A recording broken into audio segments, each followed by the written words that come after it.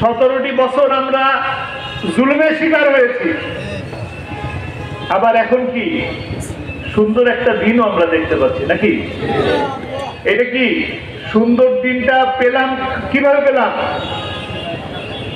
বৈষম্যমূলক ছাত্র আন্দোলনের বিনিময় পেলাম, অসংখ্য মানুষের জীবনের বিনিময় পেলাম, অনেক শিশু মা বোনদের রক্তের বিনিময় পেলাম, আবু সাইদের জীবনের বিনিময় পেলাম, মুগ্ধের জীবনের বিনিময় পেলাম নাকি?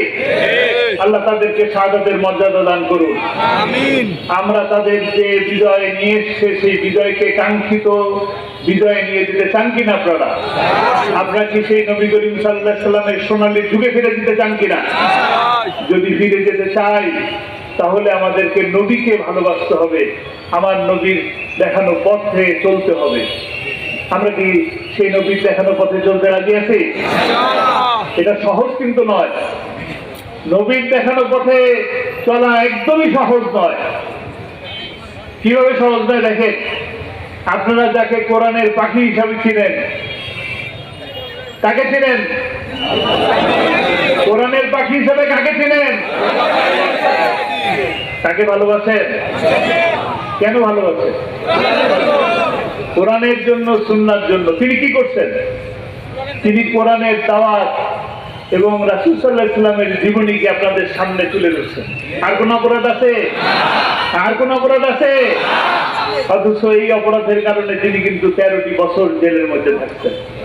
সহজ নয়, একবারে গুলির মুখে দাঁড়ানো যতটা সহজ, 13টা বছর ঢুকে ঢুকে মরা এত সহজ নয়, অনেক কঠিন, অনেক কঠিন। সেই কঠিন পথ তিনি বেছে নিয়েছিলেন কোরআনের জন্য, আল্লাহকে, আল্লাহর সন্তুষ্টির জন্য, আল্লাহকে রাজি খুশি করার জন্য।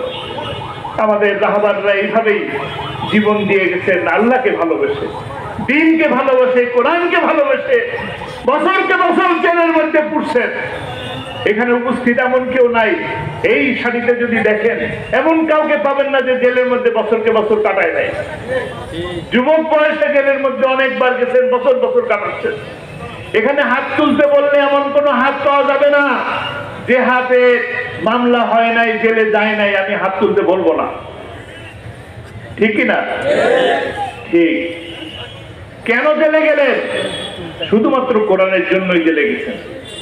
একটা সেমি পাইলেন, ওরা বলতো না খেলা হবে, খেলা হবে।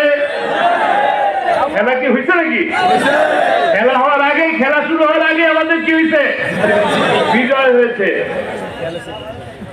কি বিজয়?